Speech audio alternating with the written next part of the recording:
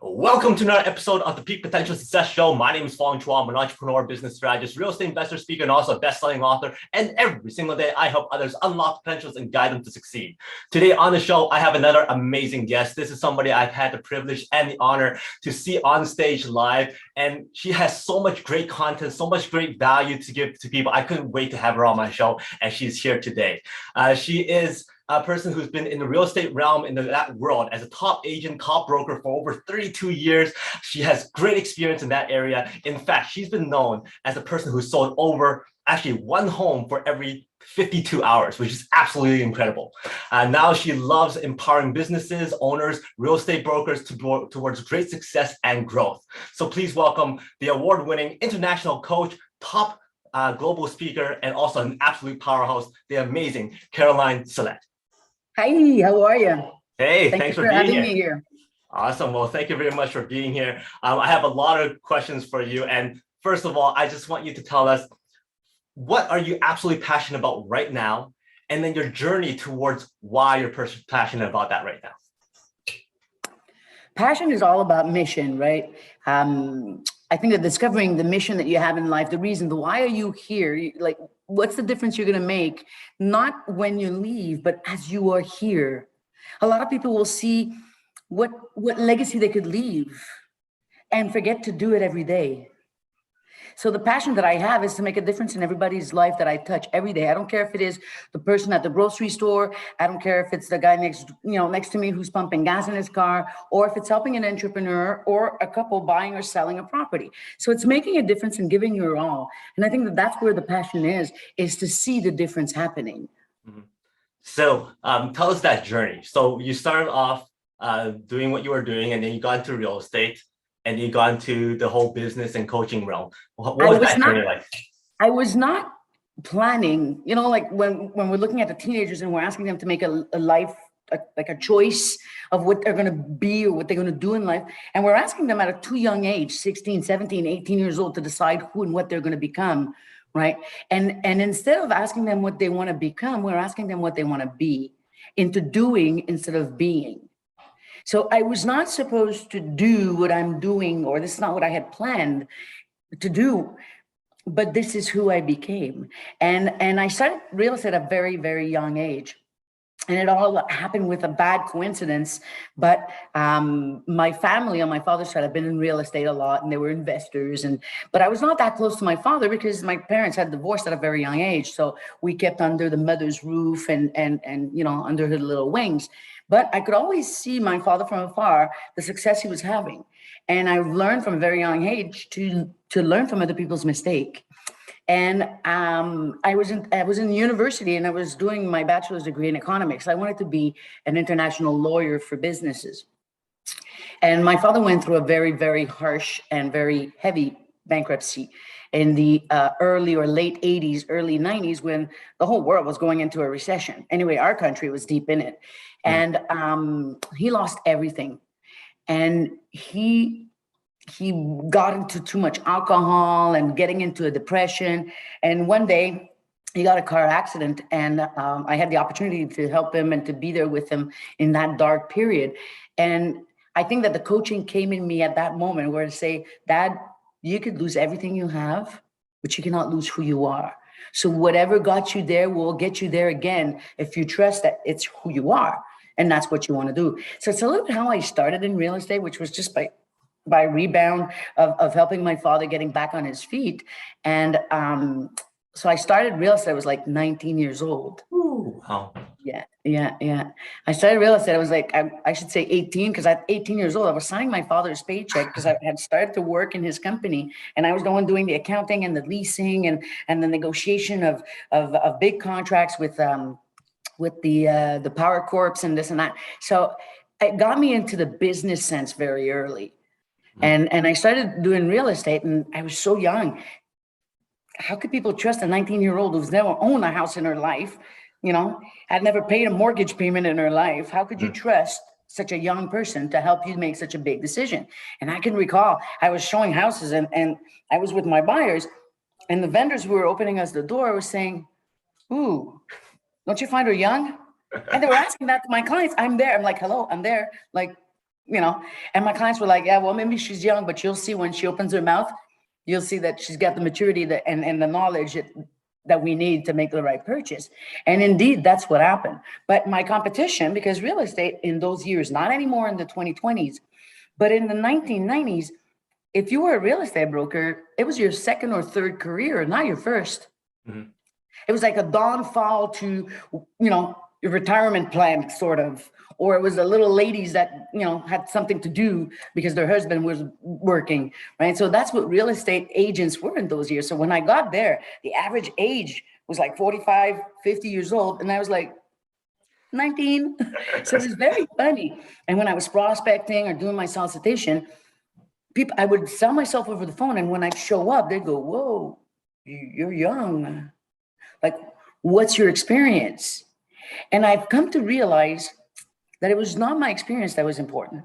It was the experience people were going to have with me. Mhm. And that's what I changed.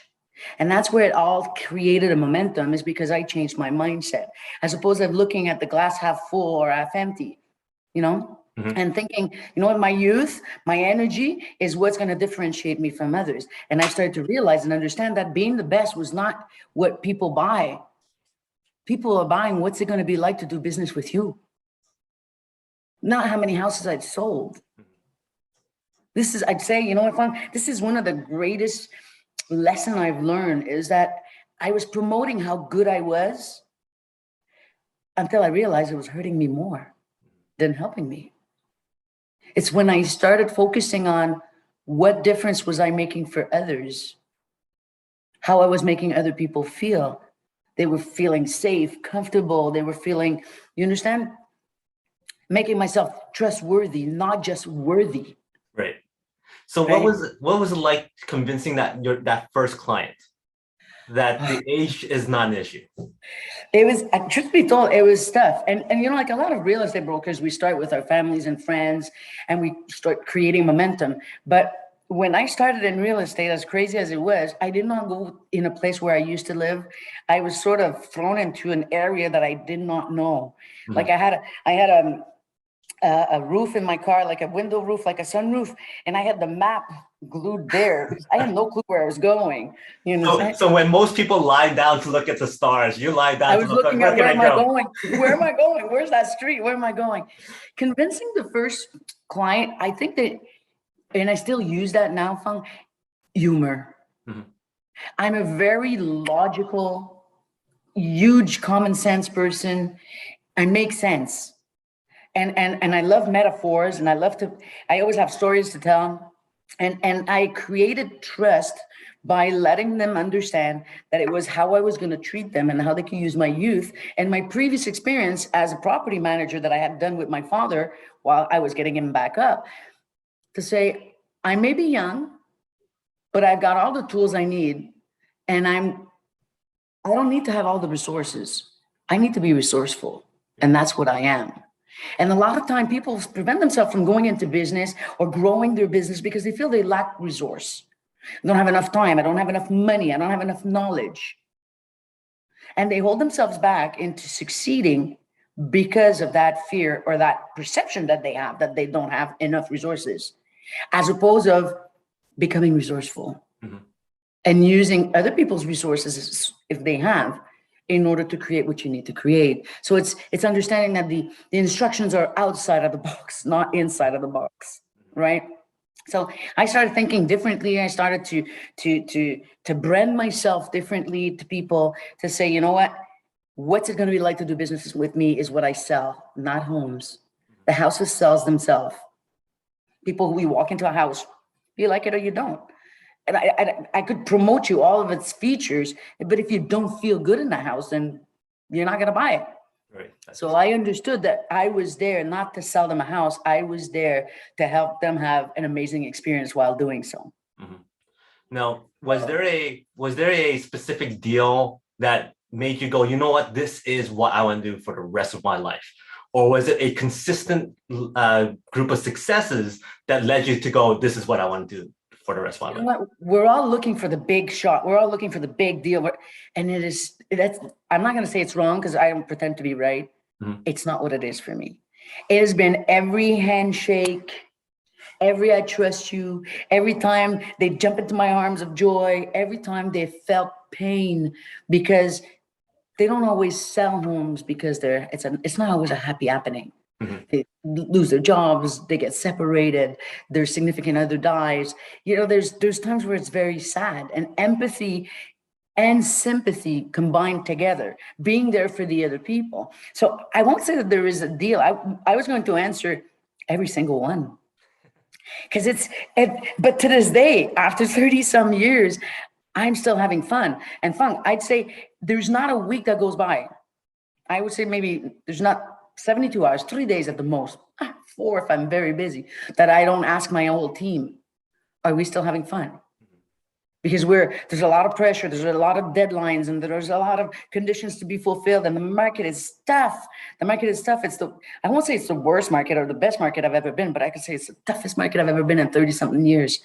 The market that we're living now, with this, the scarcity of homes, and the buyers fighting for the house, and the multiple offers, and like, my God, all the houses are being auctioned, but they're silent auction, because in my province in Quebec, you're not allowed to delegate any of the content. So everybody's going blind when they're making an offer. It's very hard to control these emotions. So it's the toughest year I've ever had, like the past 12 months, but it's the most challenging and the most, like, vitalizing one to say, okay, like, we got to make this happen, because when there's 17 offers on a property, there's 16 losers. Yeah. So you need to deal with the deceptions. You need to deal with the faith going down. You need to deal with the frustration of what's happening. It's not just about selling homes, but it's the same thing in business. Remember one thing, people don't buy your product or your service. People buy you. Mm-hmm. Because they could get your product or your service anywhere else. But what's it going to be like to do business with you? Right. That's when I understood that being the best was not what was cutting it. Although I was, or I've been, or I am, it doesn't matter. It doesn't matter. It's how different are you? Mm-hmm. What their experience is going to be like to do business with you. How do you promote that? How do you brand that? How do you expose that to the public? Mm-hmm. How do you make them feel? Is what's going to make the difference between a successful business owner or not another one. Mm-hmm. And you know what, we were chatting before, and we talked about, being a career and becoming a business owner. 99% of the real estate agents are in a career. They're self-employed, and they are their worst boss, right? Yep. Where when you get yourself with the mindset of being into a business and making sure that you could keep the pipeline going, you could reproduce results, you could, like, when people refer you, they refer the wow. Can you recreate every time a wow? Can you bring up that wow factor every time? Because you need to build on your business, right? How can you transform yourself every day to make it easier, faster, better, more accessible, mm-hmm. less expensive, whatever, for the people, to make sure that not only do they keep on coming, they bring their friends along, mm-hmm. right? And that's being in business, as opposed to being one hit after the other, not wondering when's the next time are you going to make a sale? When's the next time are you going to make a sale? And that's the problem with 99% of the business people, or I'll refer to agents if you want, is that they're looking for the next deal. Yep. Forgetting those they did. And building a momentum and a powerful house with everybody that's sitting in your bus. Mm-hmm. You understand? Well, obviously, you've made a very, very good impression on all the people that you've worked with, because you've gotten the title of selling a home in every 52 hours. That's not something that people can say easily at all. No, so, not at all. Bring us back to that moment. What was that like? Was it something that you aimed for, or was that something like all of a sudden you go, hey, wait a minute, I just made an average of one home every 52 hours? I did my first $1 million of generated income. I was a little bit before I was 30. And when you're in the business like that, it's like your head's down and you're just going like a train, right? And you're just day after day after day after day after day. Sometimes that could be 100, like the last time before my last break, I was 157 days in a row working before I really say, hey, I'm having a day off. Like, wow.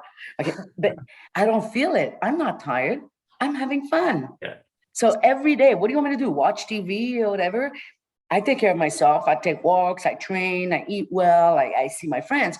But the idea to that is if you're having fun every day, then every day is a fun day, not a work day. Right? So I don't think I had realized, like the first year I made my first million, I was at an event, like a personal growth event with a trainer, with a coach at the time, because that's one thing, coaching. Yeah. I started to get coached. I was 20 years old. And I have invested millions of dollars into myself.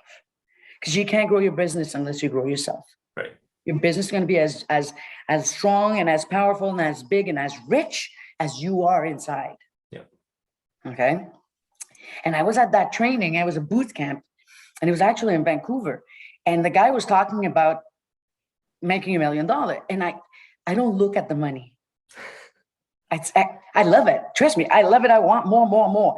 But this is not what motivates me. I love having it. I'm not Uncle Scrooge that's holding the dollar so tight that the queen bleeds from the nose. No. I'm, but still, it's not what thrives me. It's not what motivates me. I love doing it, and the guy was talking about doing $1 million per year, blah, blah, and I was like, oh my God, like what's, and my friend looked at me and she says, Caroline, you're doing 100+ K per month. Add up, babe. And I went like, oh my God, that's a 1.2. And I was at the end of the year and I hadn't looked at my numbers. Okay.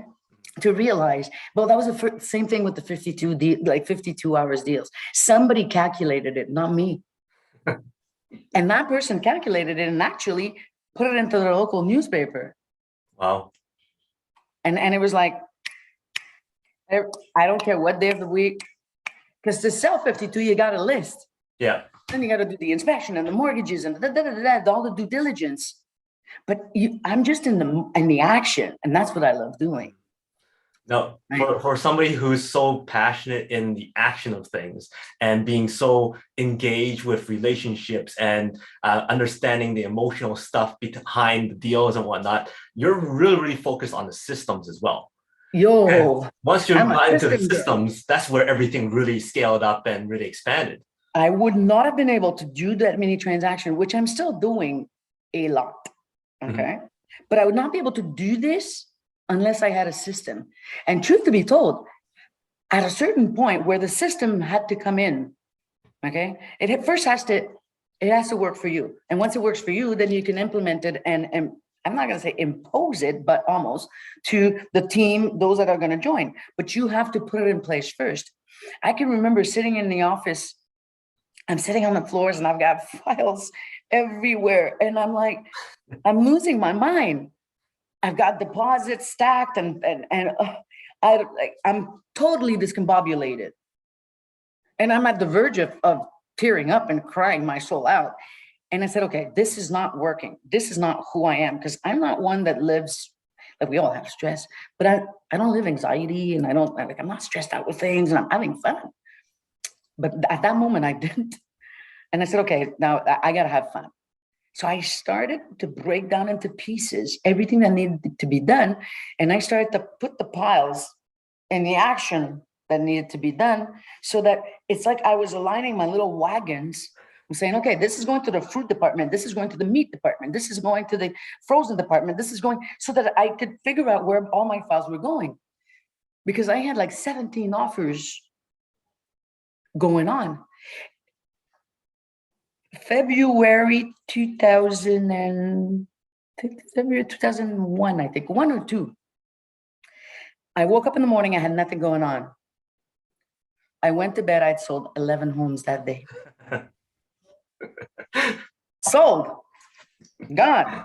Okay. Nothing going on, just 17 houses sold. Okay. 11 homes in one day. You need to have a structure. You need to have a system. Everything has to get into its little lock, into a little place. And that becomes repeatable. That I could take an assistant, put her there, have her repeat the things. And then you're creating momentum. And then everybody's got, a task, a role, a responsibility within time, within manner. I understood how to delegate. What was the difference between delegating a task and delegating a responsibility? Do you know the difference of that? Task between delegating, because people talk about delegating, and the problem is that people are scared to delegate because we're all control freaks. Yeah. Okay. And most business owners are control freaks because it's my name, it's my reputation, it's my ways, right? But if people don't know what your ways are, how do you? So you start holding back because you don't delegate enough, and you become that one-man band, which is totally, absolutely crazy. That's the career, the one-man band. The minute you understand that an orchestra will create a symphony. Right? So delegating a task and delegating a responsibility. If you delegate a task, you're going to do it exactly the way I tell you to do. Left, left, left, right, left, bottom, left, right, left, and everything's got to go. Okay. And there's a point to start, there's a point to stop, there's a point to break, there's a point to this, and it's your way or the highway. Okay. Delegating a responsibility is to say, we need to get from point A to point B. I don't care how you get there, baby. Get there, and I'll see you there in an hour. I don't care what bridge you cross. I don't care what stop you burn. I don't care what you do. But you meet me there in an hour with this result in hands. That's delegating a responsibility. They have the right to choose how they're going to go, how they're going to go about it. But it's got to be done. And that's the result I want. And responsibility also gives them a sense of ownership too. Yes. Yes. Which is very important for them to actually wanting to finish something with the utmost best results. Exactly. I believe in subordination. And you know what? Sometimes people say, well, the new generation, the millennials, No. I disagree. Subordination is, if I say jump, and I pay you to jump, by the way, you're going to ask me where, how fast, how long, okay? And you're going to do it the way I want. Yep. And you're not going to, I love initiatives, but keep them for yourself. You could propose to me ideas, but I will say no to them all the time until I really analyze them, and then I'll open the doorway. Right? But don't take the initiative by yourself. It's not working. Yeah. Right? So these are little things you learn along the way because people are doing stuff that you're going, how come he did that? This is not what I would have done, but they're representing me. So I've succeeded and achieved into getting those amount of results and the quality of the results I'm having because all of my little ducks are all in line. And they all have a different color and they're all working in a system so that if ever somebody cannot, or somebody's overwhelmed, or somebody is sick, the whole team works as a team and will compensate for the other, either helping them out so that they could relieve a bit of stress and not lose the momentum of the rest of the team. You understand? And that's going from a career, a one-man band, you do it all. You're your own secretary, your own receptionist, you're your own accountant, you're your own everything. Or you get into the business mindset and say, okay, what needs to be done first? What needs to be done by me? And what could be done by somebody else? Right. And that's respecting your worth. What my time is worth is not the same value as my secretary, but I could not be worth what I'm worth without my secretary. Right. You understand? Yeah, for so sure. there's a chain that just happens, and you got to make sure that you're not missing a link or you don't have a weak link, and that's system. That is system and operations. Now, you've reached the top in real estate, reached top as a broker and all that stuff in the real estate realm. Then you decide to take all those learnings and those systems and now want to conquer speaking and business coaching as well. What was that thought process like? Was that an easy transition, or was that something like, you know what, let's try it? You know what? It became natural because I'm a very perfectionist, and you know, like I've got a fantastic memory. My know-how is amazing. So I became the go-to person when people were stuck with gum in their hair. Okay. So, and instead of going to their own office manager, they'd come to me, and even the competition would come to me because I'm a giver. But you know how that started? It started when I was overwhelmed with my 17 files on the floor. And I went into to a convention, and it was like a Remax convention. And one of my colleagues, one of my confrères, was doing amazing, was doing better than me. And I said to her, I said, Florence, how do you do it?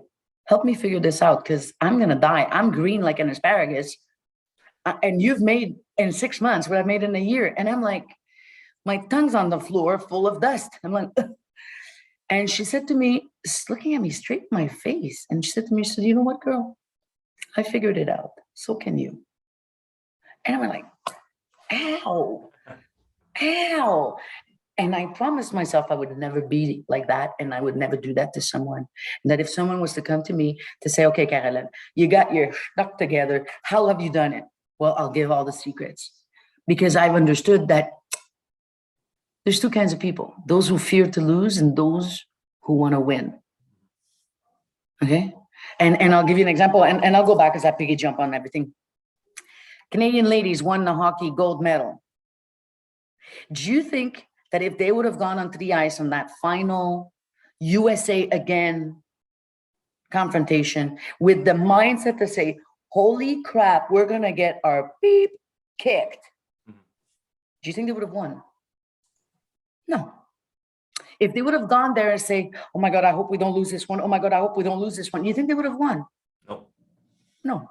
They went with the knife between their teeth, and they were going to kill everything and everyone that's going to be in their way to get to the goal. Yeah. And they got the gold. Okay. That's a mindset. That's a mindset that you need to have in order to succeed. So I've understood I don't fear losing, because I go back to my father and say, nothing has a meaning but the meaning I give to it. Money doesn't make me, I make money. It's who I am that the universe is giving it back to me, saying, thank you, thank you, thank you, and throwing money at me. It's because of all the added value I bring to the market. Right? So if I give something to someone, have I lost anything? No. So why would I not want to share my secrets of success, or my systems for that matter? And I started to coach without really realizing that's what I was doing. And then I bought the biggest Remax franchise in the province of Quebec, which I've owned for 13 years. Now I sold, and I'm back to my passion, which is selling and making a difference. So I'm selling real estate, and I'm doing the coaching, and I'm doing the conferences, and it's enough. Now, so that's all. That's enough. So I started to coach, and when I became the agency owner, I started to teach, I started to train, I started to share even more. And the other agency owners were like, well, we'd like to know some of your stuff. Could you do it in our office? Could you teach our brokers in our office? And I started doing that. And now the office is, let's say 60 agents. Now they 2-3 of them, because I had a fee, 2 or 3 combined, and now I had a group of 120. And then it went from 300, and then it went through associations and this and businesswoman organizations and whatnot. And that's how the conference speaking started, because I was able to touch people's heart, make a difference in their lives, but what I was sharing. Mm-hmm. You understand? And that's where the conference started. And then that led me to, London and Paris and South Africa and Australia and the States and Canada. TD, Toronto Dominion Bank, took me from Montreal, flew me all the way to Vancouver. We did Vancouver, Edmonton, Calgary, Toronto, Ottawa, and Montreal. And they were putting me in front of all of their mortgage rep, okay, for a 2-hour keynote speaking, where they paid all my flying and all this. This is how it started.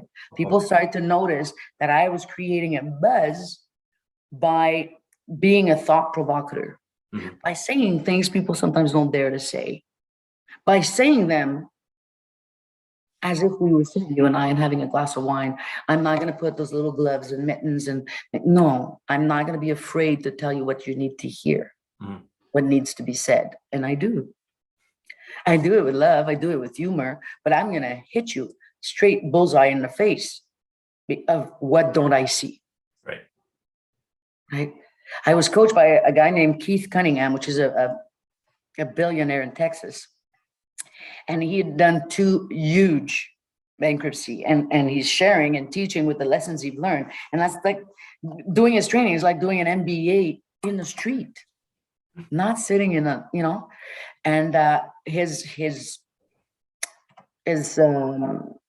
saying, if I want to call it like that, is what don't I see? It's what I don't see that's the most expensive. Mhm. The rest I can live with because I'm able to measure. We're both being coached by the same amazing guy, which is JT Fox. And JT often says, you know, what's the worst that could happen? What's the best that could happen? What's the most likely to happen? And I've learned to push those worst to the worst of the worst and those best to the best. And if I can figure both, anything in the middle, I can deal with. Right? Yeah, that's So awesome. it's the mindset that differentiates a good business owner, a successful business owner, Mhm. a happy business owner. Because I've seen successful men and women. I would not want their life even if you'd give me their bank account. Okay? No Yeah. way, Jose. Because they're Well, not having fun. mhm. Well, something else I could tell that you're having a lot of fun with is the speaking stuff. Because when you're on stage, you shine. And when Oh, you're yeah. speaking about your passion right now, you're absolutely glowing.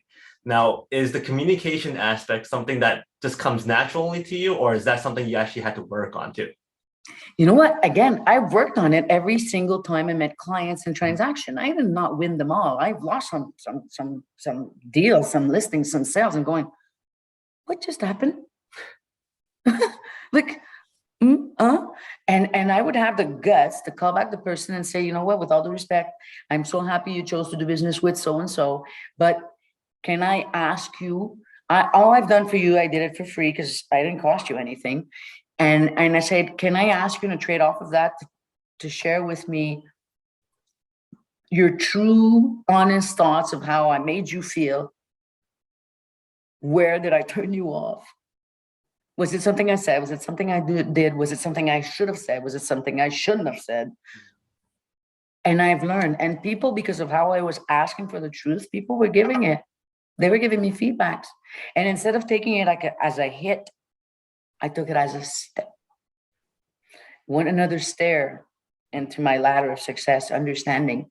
And that's where the communication started to flow. And that's when I started to be more comfortable with my self-esteem, my self-respect, understanding what my values were, understanding what my beliefs were, understanding what my limiting beliefs were. Because the first time I got into an international stage fund, first thing I thought was, why would people come to listen to me? Like, who am I? Like, they don't know who I am from a hole in the wall. Like, who's that kid from Montreal that's got this French Quebecer's accent? And it's like, what does she has to say? What does she accomplish? Like, who is she? But the minute I get on that stage, it's like something flicks on. This is probably where I'm the most comfortable in my entire life, Wow. is being on that stage. Something lights up, and that's what you see. Well, I'm very, very fortunate to have seen you do that, I think twice now, and it was absolutely incredible. 2 or 3 times yet. 3 times you've seen it. Yeah. You mentioned a little bit before about the most recent, like this year, how things are very, very challenging. And one thing that you said you liked is the challenge, how you are able to grow and you're still able to overcome it, and you take it as fun. But there's also the like when it's challenging, sometimes it's kind of frustrating. So what was some of the things that you did to maintain that positive mindset and to maintain that ability to go, you know what, this is what I need to do to grow and keep on pushing? I've learned to differentiate what belonged to me, what I could change and what I could not. Learning to become a part of the solution, not becoming the problem, actually. Mhm. Okay, it's taking that step back and say, okay, this is not about me. It's not about my knowledge. It's not about my capacities. It's not about my savoir-faire. It's not what it is. So being able to take a step back and breathe in, music will pump me in the car, will revive me. Some go in their car to scream their head off and then come back. I go in the car to scream a song out, and I'll put the music so loud. I need to change the energy. Mhm. Okay, whatever garbage you put in here is what you will swallow, and that's what's going to give you heartburns or stomach pain. So I'm very careful with what I put in my mind, what I read, what I watch on TV or not. But my thought process, and it doesn't, yes, a part of it is who I am, but it's a learning process. It's choosing the affirmation I'm going to put in my mind. It's understanding the laws of the universe, the law of attraction, the law of commitment, there's a lot of stuff where if you understand that what you put in is what you're going to get out. So yes, sometimes I'm frustrated. I'm like, but it's because I know better. It's because I know I could have done better. It's because I know I could have done it differently. It's because as any good business owners, I guess 5, 4, 3, 2, 1, decide, move. If you're able to decide that quick, you're able to repair that quick. Right? So not being afraid to dare. Right? Yes. It's learning to be yourself, your beautiful self, and understanding that that's what people are actually attracted to. Your energy level. We don't have the same stamina. We don't have the same energy. I agree. But it's being able to say, again, nothing that happens, nothing has a meaning but the meaning I give to it. I go to bed, Fong. The minute I put my head on the pillow, bye-bye, I'm out. It's as if you would have tripped on my wire. Boop. Okay. I don't bring stuff to bed. I don't bring stuff to bed because there's nothing I could do during that time but rest my mind so that I wake up fresh and open to receive solutions and live an empowered day. It's like happiness, Fun. It's not an event and it's not a consequence. Happiness is a choice. Yeah. And when you choose to be happy and when you choose to be a part of the solution and when you choose to understand that things that happen are lessons to grow and allowing your inner self to break the comfort zone, then you don't look at things in a negative way. Right. And I'm not on drugs being that happy bunny all the time. Okay. Like I am tired like everybody else. But do I get discouraged? Never. Awesome. No. What's your go-to song that takes you out of the frustration and into the positivity? I'm the World's Greatest by R. Kelly. Good choice. Ali's song. I'm the world's greatest. I'm that mountain peak up high. Right? Yeah. And the lyrics are amazing. Amazing. It's like even when my back's against the rope, I can make it. I'm the world's greatest. And I'm that little bit of hope. Right? So that's why I'm saying, making a difference in people's life is so important. And I'm not talking about huge differences. I'm talking about little aha moments. I'm talking about soothing the pain, bringing their mind to shift. I'm actually coaching a few of the Olympians and into their mindset. Wow. And some of them are freestyle skiers. They break bones. Trust me. Okay? They break bones. And one of them that I'm coaching is very young man. And right now, the problem that he's having is not his skills.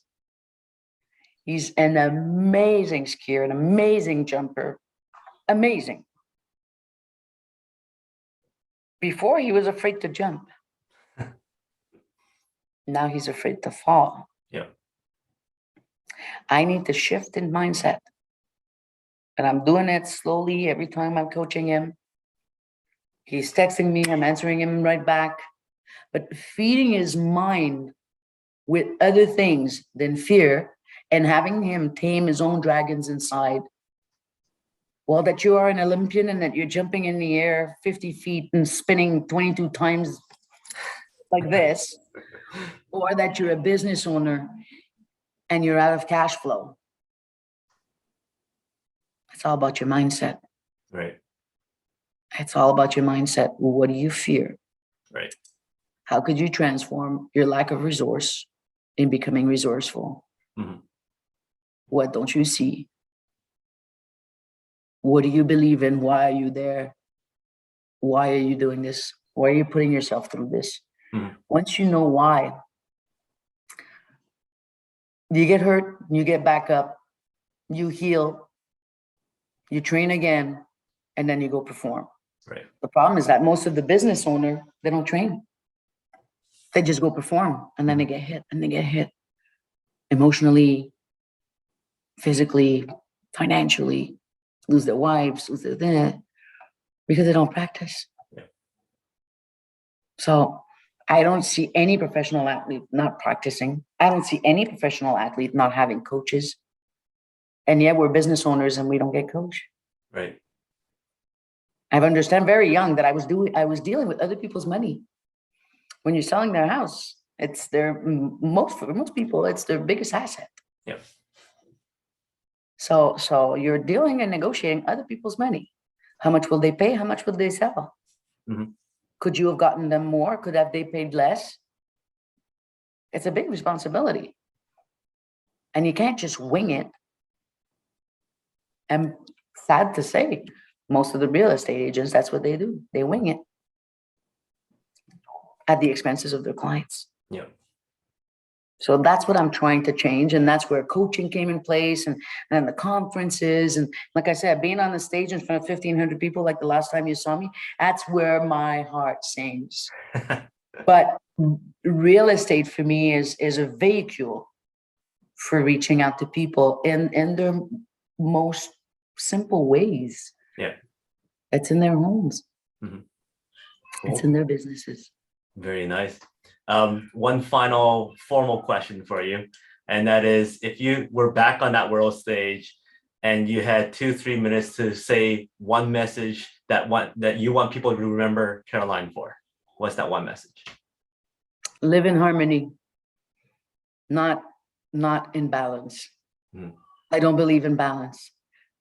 I believe in harmony. Mm-hmm. I believe in harmony. People are in discordance with who they are, and that's where the problem is, and that's why we're suffering so much with cancers and diseases and stuff like that. There's no way I'm going to be able to find balance between my work and my training, or my work and my family and my loved one and my significant others and my friends. There's no way I can balance all of this. Anything that becomes equilibrium dies. Mm-hmm. Water gets still, it stinks, it dies. Nothing can live in a still water. Oh. Okay. If I put your arm into a cast and I put it too long in there, your arm is never going to work again. It's dead. Right? Find harmony.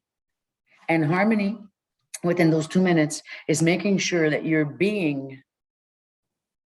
saying, and you're doing work together. Mm. Have you ever said something and you went, oh, why did I say that? Why did I get myself into this? Holy crap, I don't feel like going. Why did I say I was going to go? Oh man, I don't feel like doing this. And you're not living in harmony. Yep. And then you said, okay, why did I do that? What was that all about? That's not who I am. I'm not in integrity. I'm not in authenticity. Mm-hmm. I'm not honest. You're doing things you don't feel like doing. Why are you doing them? You're committing, you're saying it. Why are you doing this? You're going against yourself. Right. And now because you said it, you're stuck because you remember your words, so you're going to do it, but you do something that's going against your core values, something that's going against your beliefs, something that's going against your energy, something that's going against your happiness. Why are you doing this? Start living in harmony. Are you saying what you truly believe? Mm-hmm. is you're doing in harmony with what you said, is you're doing in harmony with who you are. Because if your harmony is there between what you said and what you are, then it should be in harmony with what you do. And it's that perfect triangle. The biggest structures in the world are built based on triangles. Okay? Mm-hmm. And it is the pyramids or the Eiffel Tower, or I don't care what it is. Everything's based on a triangle. Yep. But that triangle is harmony. And so many people do not live in harmony. And they do things they shouldn't have done. They do things they don't feel like doing. And they're going against their own chemical being. And that's making them sick, angry, depressive, living anxiety, unhappy, unhealthy, name it all. Mm-hmm. Yep. If I could tell you one piece of advice, and that's one of my speech you saw, Fong, is to be in harmony. Yep. Be, say, do. In everything you do, in everything you say, are you real? And the more you work on being true to yourself and true to others, people will appreciate your honesty. Honesty is between what you think and what you say. Mm-hmm. Your integrity is between what you said and what you do. Right. And your authenticity between what you do and who you really are. Honesty, integrity, authenticity. Be, say, do. That's what it is. To me, that's the secret of my success. And my success is not financial. My success is I'm 50 years old. I'm happy. I'm healthy. I'm disease-free. I'm a money-making machine. I make a difference in people's life. I'm having fun. And when it rains, good. It's going to clean the streets. Yeah. When it's snow, great. It's going to kick my butt. I have to go outside. I have to go shovel. Okay. When it's a beautiful sunny day, when it's a cloudy day, it doesn't matter. Nothing has a meaning but the meaning you give to it. Give a meaning to your life and be meaningful to others. Mm-hmm.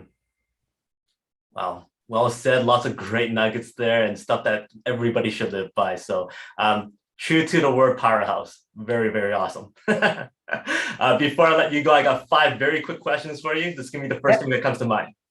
You're stranded on the desert island and you get one food to eat for the rest of your life. I have one fruit to eat? One food. Any food, no consequence. Raw salmon. Good choice. Hollywood calls and says, Caroline, you have an amazing story. We want to do a biopic on you. Who would you cast to play you in the movie?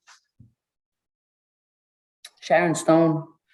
Sharon Stone comes to your door and goes, I got casted, but I need to know more about you. I need to feel you. I need to understand you, but I'm hungry. What is that special dish that you could provide or serve her?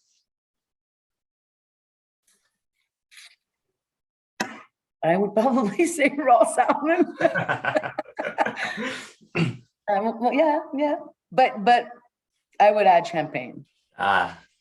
Good pairing. Is there a special talent that not many people know about that you're willing to perform? I'm an amazing dancer. Mm-hmm. Awesome. I'm an amazing. Maybe one day on stage we'll see that. For sure. You could implement it into your talk. And then my last question: what is success like? But before that, give me a number between 1 to 3. What success is like, and you want me to choose a number between 1 and 3? 1 and 3, yeah. I'd say 3. 1, 2, 3. So how is success? Woo! It said passport on there. So how is success similar to a passport? Success is about choices. That's the only thing that success brings. That and money, that it's choices. I have better choice because I have success.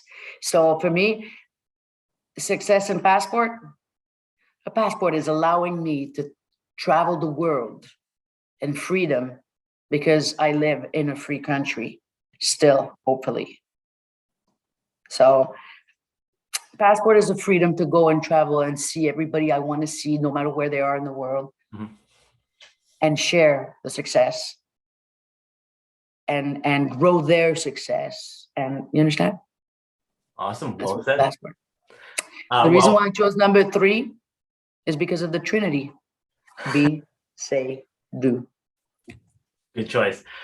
Before I let you go, is there anything that you want to share last minute kind of thing?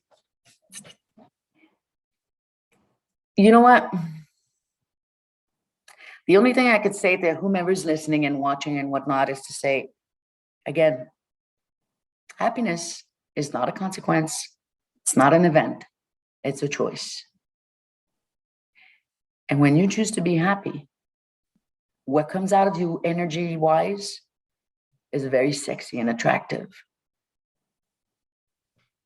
Be happy. Be happy. Choose happiness. The rest will come. Money doesn't make me. I make money. You understand? Well said. What's the best way to reach out to you if anybody wants to seek out for your services, your talks, your courses and stuff? And probably is to Google me, carolinesalette.com. Look, I work 7 days a week, but I got a team.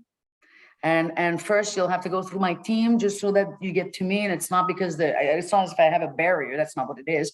But it's a question of understanding what I could delegate and what not, and understanding urgency versus priorities versus importances, and to reach out through my website. And like I said, carolinesalette.com, carolinesalette.ca. Just Google my name. You'll reach out. I'm easy, because Awesome. I love to give. And I'll just finish with one thing. Somebody said, and I cannot quote him, but somebody said, and that's something that hit home to me: give more than what you ask, and you will receive more than what you gave. Give more than what you ask or what you demand, and you will receive more than what you give. In other words, you will receive more than you've ever dreamed of asking. Wow. Giving starts the receiving process. Give. Give of yourself, give your love, give your time, give. Awesome. Well, thank you very much. That's a very, very good note to end on. Once again, thank you very much for your time. You're very welcome. Stories, all your It was a good pleasure. advice. And until next time, she is Caroline. My name is Fong. Today is the day to lock your peak potential. Well, I'll see you later. Yay. Bye. Take care.